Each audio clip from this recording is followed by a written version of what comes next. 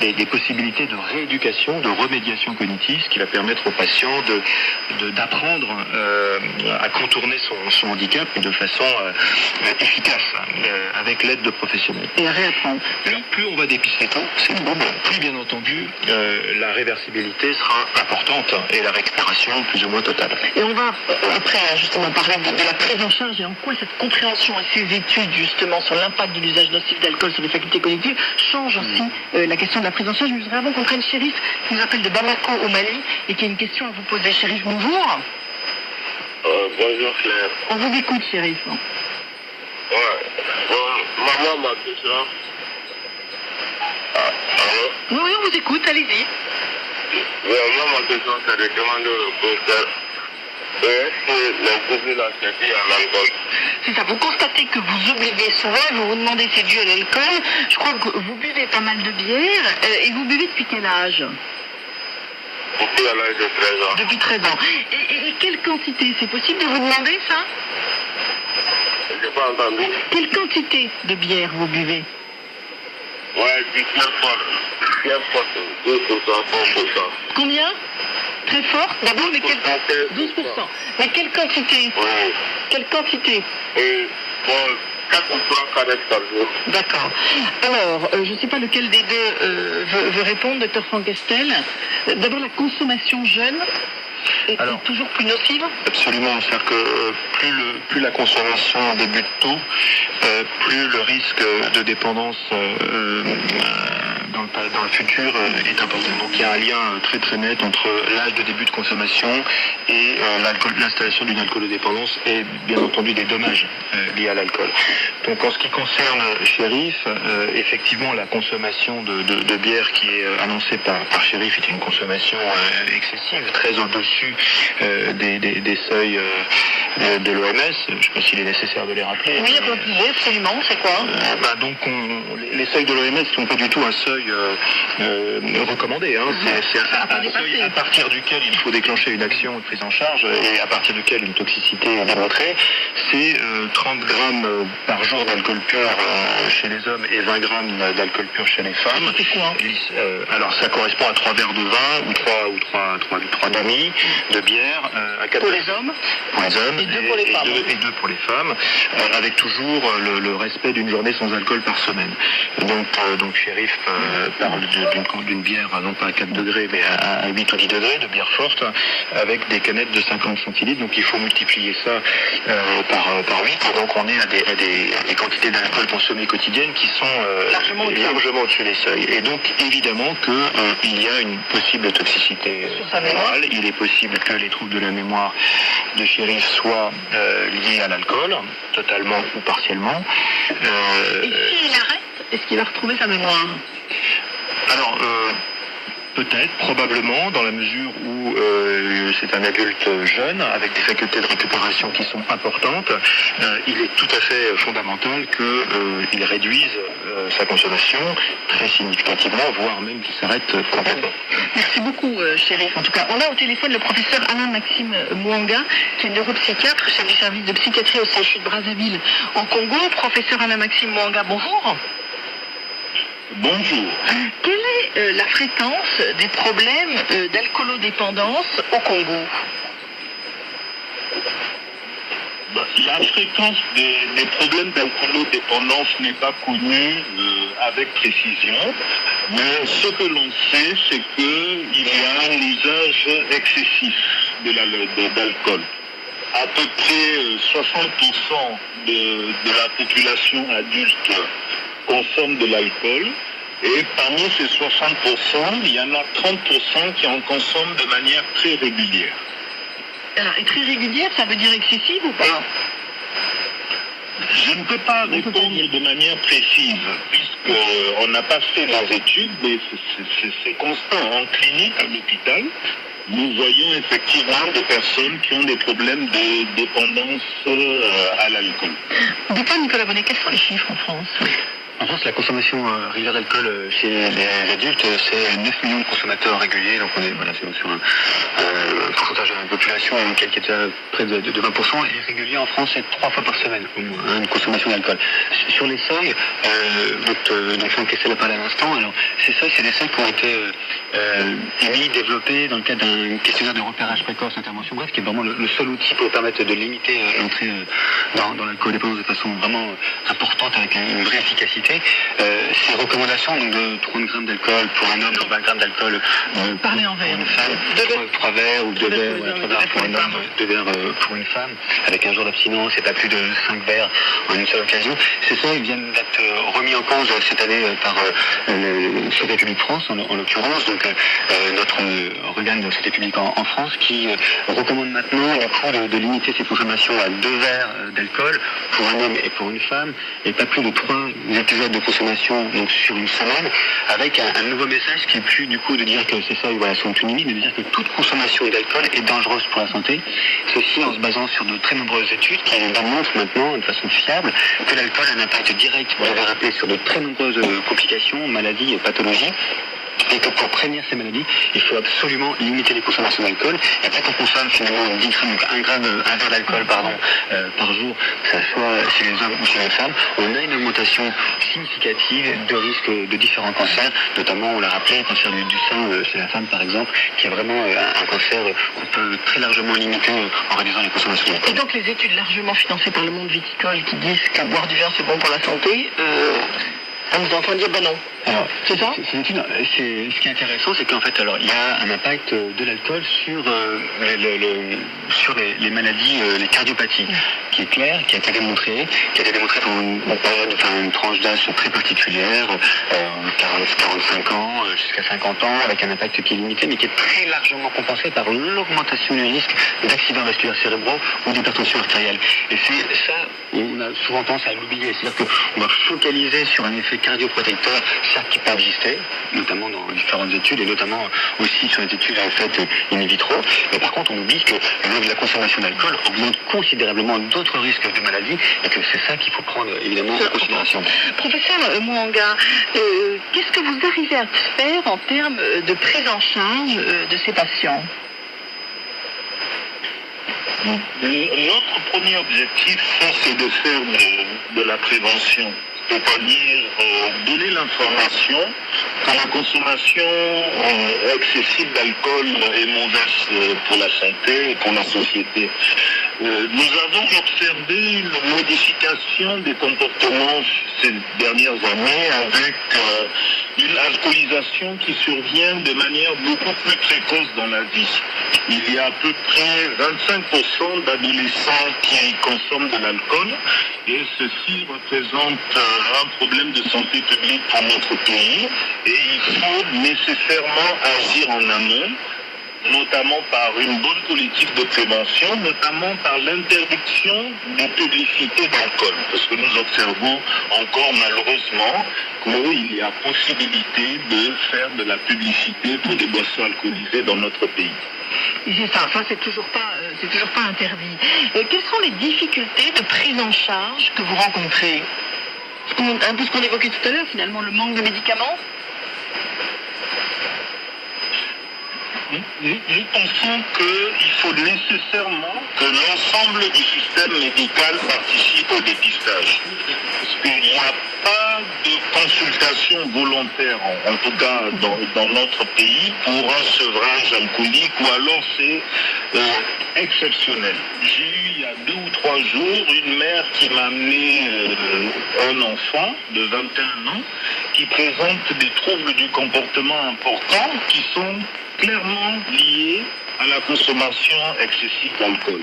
Et nous devons dire effectivement que tous les médecins, que tous les acteurs du système de santé doivent participer au repérage de la consommation excessive d'alcool pour pouvoir prendre en charge ces personnes qui sont en difficulté et éviter les complications à court, à moyen et à long terme. Nicolas Bonnet, je vous vois faire oui de la tête. Oui, je remercie vraiment mon confrère là pour ces mots très justes. La prévention et l'enjeu collectif, c'est véritablement là-dessus qu'il faut agir. Agir tôt, agir d'abord dès le jeune âge, en développant les compétences psychosociales des enfants et des plus jeunes. Ensuite, agir en développant le repérage précoce, intervention brève. Donc ça a été rappelé à l'instant. Et donc par d'autres professionnels de santé, c'est déjà dit que le généraliste, il peut voir quand il y a un problème. Le médecin généraliste dans le système français a l'obligation, j'allais dire, de devoir repérer ça. Les médecins urgentistes, les médecins également dans ces autres traumatologies, dans un pays comme par exemple les États-Unis d'Amérique, on a aujourd'hui l'obligation dans les services d'urgence et dans les services de traumatologie d'avoir des personnes formées à ces techniques d'intervention brève autour de l'alcool pour limiter le recours aux soins et parce qu'on sait que ces services accueillent de très nombreuses personnes qui sont en situation de consommation excessive d'alcool et on oublie aussi très souvent finalement que la mortalité attribuée à l'alcool touche beaucoup plus de personnes que les situations d'alcoolodépendance. Merci beaucoup en tout cas, professeur Mouanga, d'être intervenu.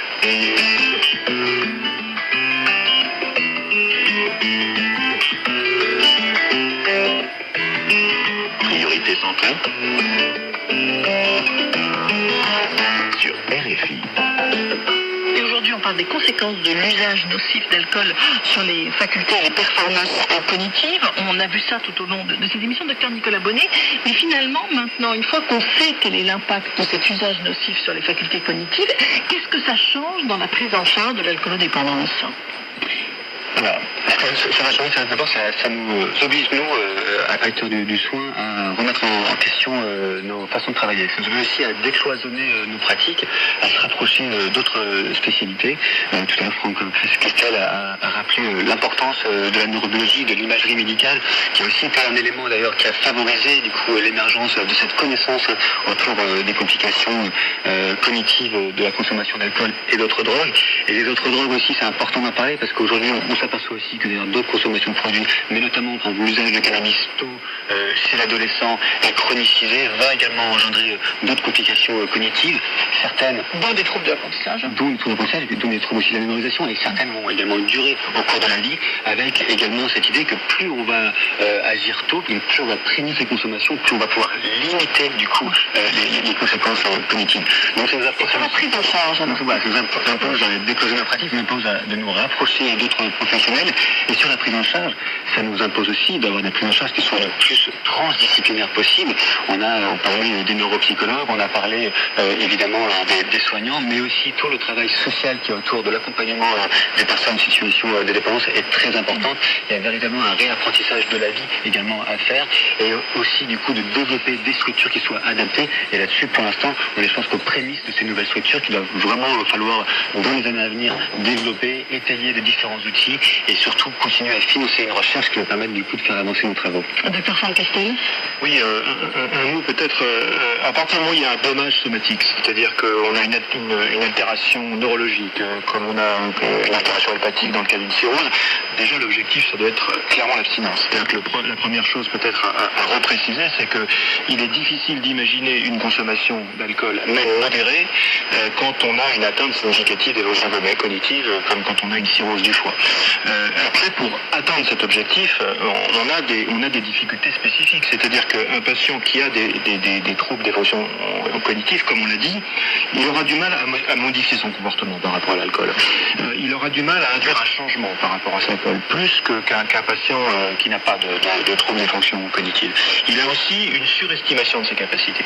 Donc c'est sur ces aspects-là qu'il va falloir travailler. Justement, c'est comment On invente parce que on est sur des choses qui commencent à être prises en compte. Et donc les thérapies cognitivo-comportementales, qui sont donc plutôt des techniques d'accompagnement et d'induction de changement de comportement, doivent s'adapter à ces nouveaux déficits. Et c'est des choses qui sont pour l'instant encore très balbutiantes. Donc, et de façon très concrète, justement, sur un patient qui se plaint ou de troubles de la mémoire ou de difficultés à faire de nouvelles choses, vous faites quoi avec lui pour qu'il surmonte ces difficultés? Écoutez, il y a toute une série d'accompagnements. Ça vous demande le patient. Oui, alors ça dépend de l'intensité des troubles. Hein. C'est-à-dire devant des troubles cognitifs très sévères, comme on en voit beaucoup, et d'ailleurs dont la fréquence, l'épidémiologie est mal connue, le premier temps, c'est vraiment de couper le patient de l'alcool, quoi. C'est vraiment la première mesure.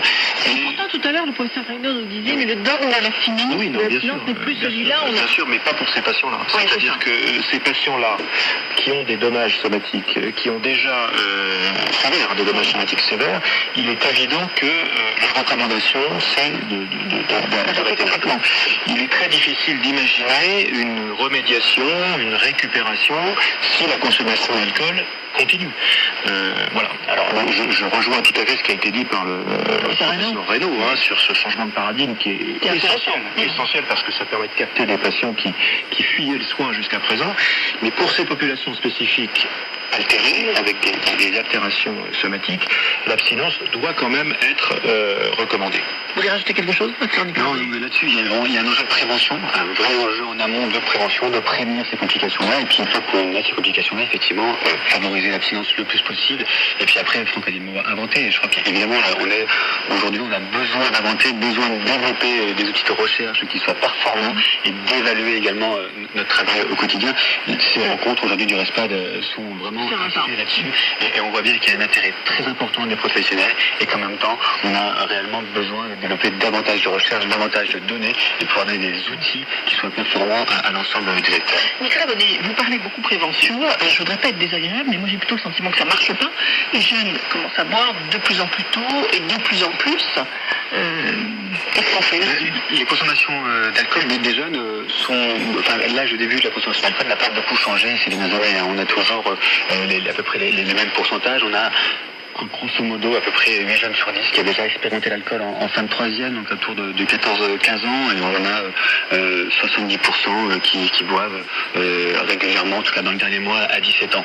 Ça n'a pas vraiment changé. Au contraire, alors on a plutôt dans les dernières données, en tout cas en France, à 17 ans, un tassement, voire un éclaircissement de la consommation régulière d'alcool. Ce qui a émergé aujourd'hui, c'est plutôt des alcoolisations ponctuelles importantes, donc c'est ces sessions en fait de consommation où on va prendre plusieurs verres, plus de 5 verres d'alcool sur un même temps, sur quelques heures. Ça, par contre, ça a augmenté ces dernières années, avec effectivement certaines des complications. La prévention, oui, est efficace. La prévention n'est pas beaucoup investie en France. On a plutôt, ces dernières années, démantelé les outils de prévention, qui étaient notamment aussi la restriction de la publicité. On a vu là récemment, par exemple, l'impact de l'ouverture de la publicité, et donc le démantèlement de la loi E20, qui a fait une augmentation assez importante du recours aux urgences pour les problèmes d'alcool. On a noté plus de 20% de recours aux urgences liés à des problèmes d'alcool depuis qu'on a modifié la loi E20. Un lien direct. On a Mamadou au téléphone qui nous appelle de Nouakchott en Mauritanie. Mamadou, bonjour. Alors, je vais me permettre de lire Mamoudou, je vais me permettre de lire votre question si vous n'êtes plus là. Mamoudou, comme beaucoup d'auditeurs, demandait, mais si on sait que l'alcool est dangereux pour la santé, pourquoi les États ne l'interdisent pas? Nicolas Bonnet. Alors, la question d'interdit, c'est une question intéressante. L'usage de drogue est avant tout quelque chose d'humain depuis très longtemps. La prohibition n'a juste amené que des conséquences perverses qui sont au contraire l'augmentation des conséquences, des complications. D'alcool frelaté, des choses comme ça. Notamment, et l'émergence aussi de circuits mafieux, donc parallèles, pour développer ces consommations. Non. L'interdiction, ça ne marche pas. Encore une fois, l'interdiction ne marche pas, la prohibition ne fonctionne pas. Ce qui est important, c'est de pouvoir prévenir les usages à risque. On a Chouaïb qui nous appelle de Porto-Novo au Bénin. Chouaïb, bonjour. Bon, bonjour Clédon, comment allez-vous? Très bien, on vous écoute. Oui, en fait, quand on était au cours primaire, on nous avait inculqué que les parents alcooliques ne peuvent qu'avoir des enfants tarés et qui ont des difficultés d'apprentissage. Alors, qu'en est-il vraiment? Vous posez cette question. Voilà. Docteur Franck Kestel. Voilà. Alors il y a plusieurs aspects en fait. Il y a la notion de la dangerosité de l'alcool pendant la grossesse, donc là qui est évidemment parfaitement prouvé, c'est-à-dire que l'alcool doit être totalement proscrit pendant la grossesse puisque le fœtus va être imprégné de la consommation alcoolique et va subir les dommages de l'alcool sans avoir la capacité et justement sur ses facultés cognitives particulièrement. Et donc l'un des impacts premiers de l'alcool sur le fœtus, c'est les fonctions cognitives, ça, sur les femmes. Et en particulier l'apprentissage et l'intelligence. Sur le père... Est-ce que l'alcool atteint les spermatozoïdes ou pas? Alors, pas vraiment. Pas de données très fiables là-dessus. Mais en tout cas, l'alcool doit être